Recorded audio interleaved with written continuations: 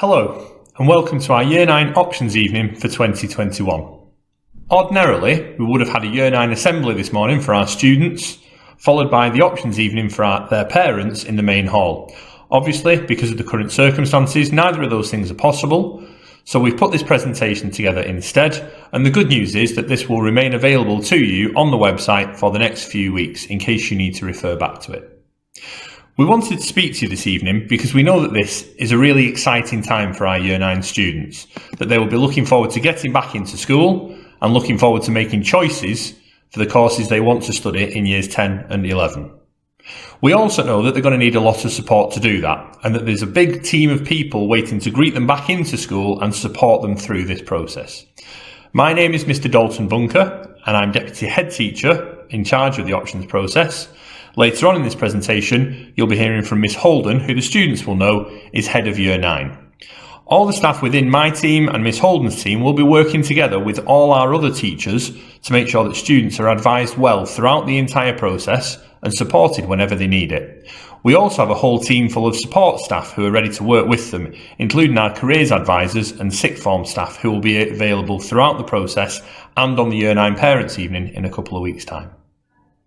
Now, whilst this is a key decision for our students and important that they make good option choices, it is worth bearing in mind that the option choices they make will only make up around 40% of their curriculum in Years 10 and 11. The other 60% is what we call our core curriculum, and they are the subjects that all students will study.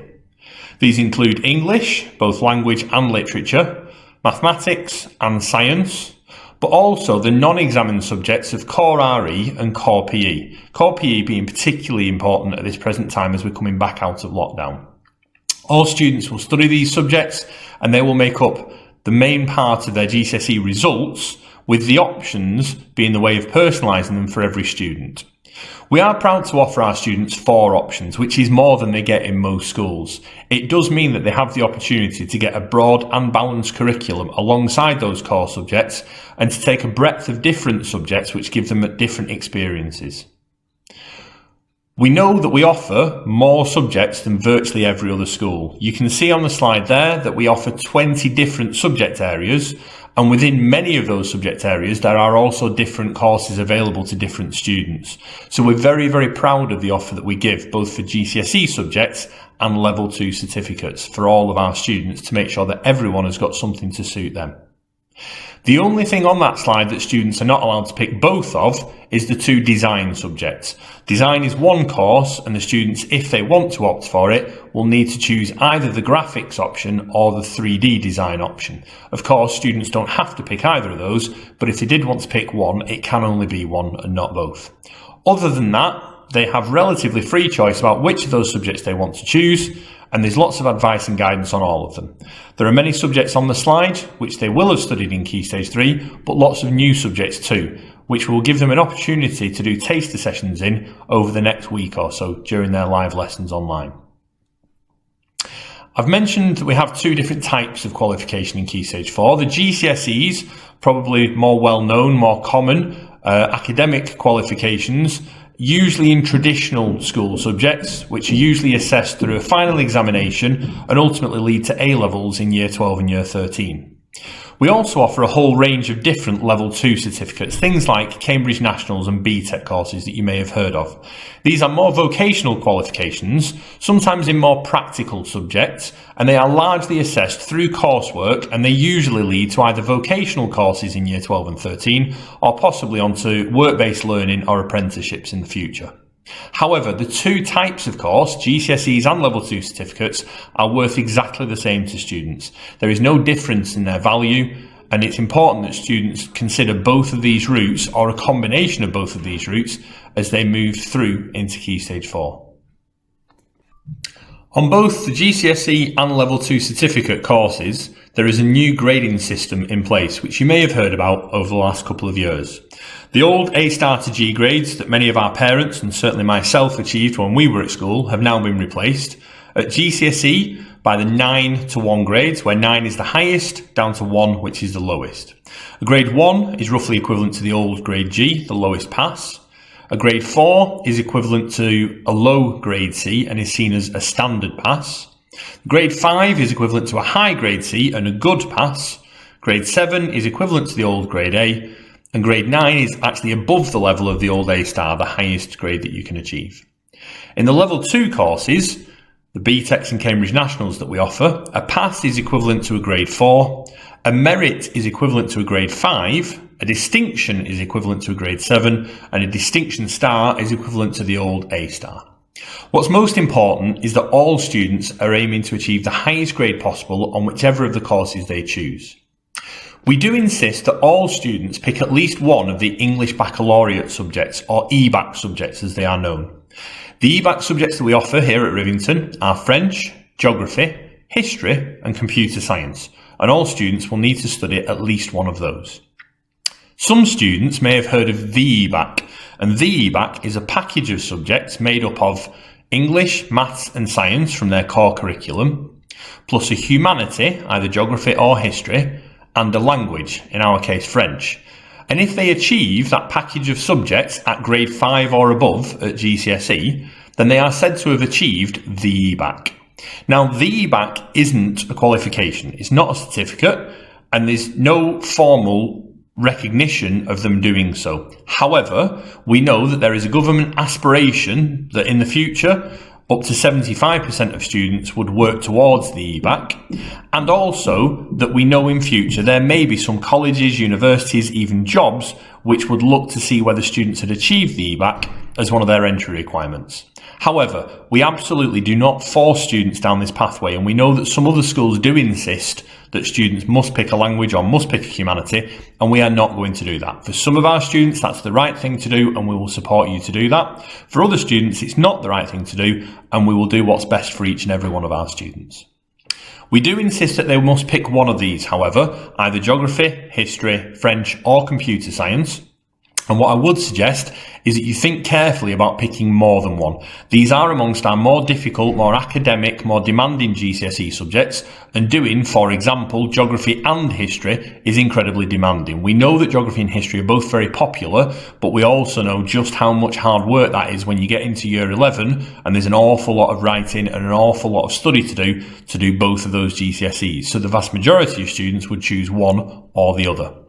I know from personal experience, my daughter, who's currently working through her A-levels, did very well at the high school close to where we live, and she made the decision when she was in year 9 to study all 4 of those EBAC subjects, despite my advice. And in hindsight, she actually admits now that she wishes she hadn't done that. Her 2 best friends studied 3 EBAC subjects. They did a language, they did a humanity, they did computer science, but her 2 best friends also did something a bit more creative. One did art, one did design, and they both really appreciated doing that. My daughter, in hindsight, really wished she'd done something different to give her something a bit more broad, to give her curriculum a bit more balance, because she did feel at the end of it that she'd had a very, very academic, very classroom-based experience that was all resting upon her final exams. So I would encourage all of our students, regardless of the level, regardless of where you're aiming in the future, to think very carefully about how many of these EBAC subjects you pick and speak to your teachers about which ones might be most appropriate for you. If you do choose one of the humanities subjects and a language, you will be opting for the EBAC in the future, and that may open more doors for you, which obviously we want to support you to do. And at the back of your options booklet is the guide you can see in front of you on this slide about helping your child make their best GCSE choices and explaining a little bit more about what the EBAC is. If you need further advice on that, please do ask. However, I'm now going to hand you over to Miss Holden, the head of Year 9, who's going to speak to you a little bit more about the support we offer our students as they're making these choices. Thanks for listening. Hello, my name's Miss Holden. I'm the head of Year 9 and I'm part of the options team here at Rivington. I wanted to speak to you, the students and parents. I've got a few slides here and some of them are aimed at the students, some of them are aimed at the parents and carers, and some are just good to have a look at for both as you're making these decisions together. The first thing I wanted to talk about is the good choices that I want you to make. It's very unlikely that a Year 9 will have an absolute set idea of what they want to be in their future career. And even if they do have an idea, it's unlikely that they'll know exactly how to get there. So what we tend to do is bring the end point slightly closer. Rather than looking at what you might be doing in your 20s or 30s, we look at what you might be doing for your next steps and what can help you get into the college placement or apprenticeship that you might be looking at in the next few years.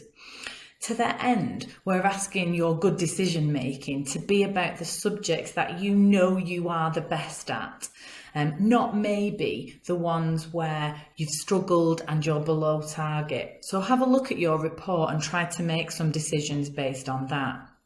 Another thing to avoid is choosing a subject because you really like the teacher or your friends are going for that subject. There's no guarantee that you would end up in the same group as your friends or that teacher would be teaching you on your timetable in year 10.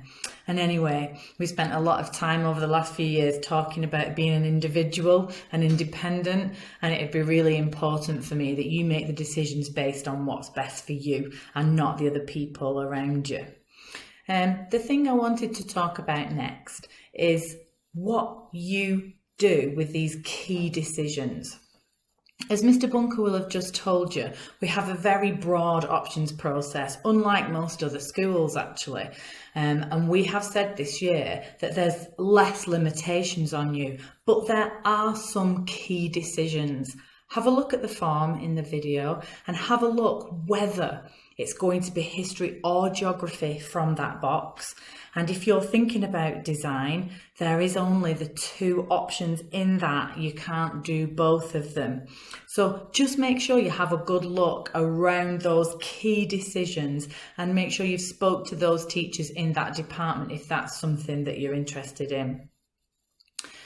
For parents and carers, this is from a parent to a parent. What we've done is we've spoke to other teachers who are parents also, is come up with a few ideas. And the key thing is just to actually start the conversation, have the conversations with other parents, with family, with siblings maybe, that have gone through the process before. Keep it in mind when you're talking about careers or final destinations in planning. Look at the child's report and get in touch with people at school if you've got any queries about that report. Remember, there's quite a lot of data that follows your child around, and some of that is behaviour, but some of that is progress. And if you're unclear on that, just give us a shout and we can explain it further. A few things to remember is that this process starts today, but that it carries on now for a few weeks. As we've finished this presentation, you'll be free to go and have a look around the webpage. You'll be able to see videos from departments and look at the options booklet, have an actual see what might be possible for your timetable. Then next week, we're going to be doing some taster lessons in Year 9 lessons, where you get an idea of what that BTEC or GCSE subject might be like for you. Then at the Year 9 Parents' Evening, that could be a really good point to speak to teachers about the decisions, speak to the Careers Service, and sixth formers are going to be on hand too, if it's better for you to talk to someone who's just recently been through it. Moving forward through the process, we would be hoping that all forms and decisions would be submitted by the 24th using the Sims Parent app, and the link for that will be sent in a separate email. And then the day after that, we have one of our Form Tutor Parents' Evenings so that we can look back on the process and know that we've made the right decisions, clear up anything else. And then you'll find out your timetable in June. There's an email address here, options@rbhs.co.uk. Please get in touch.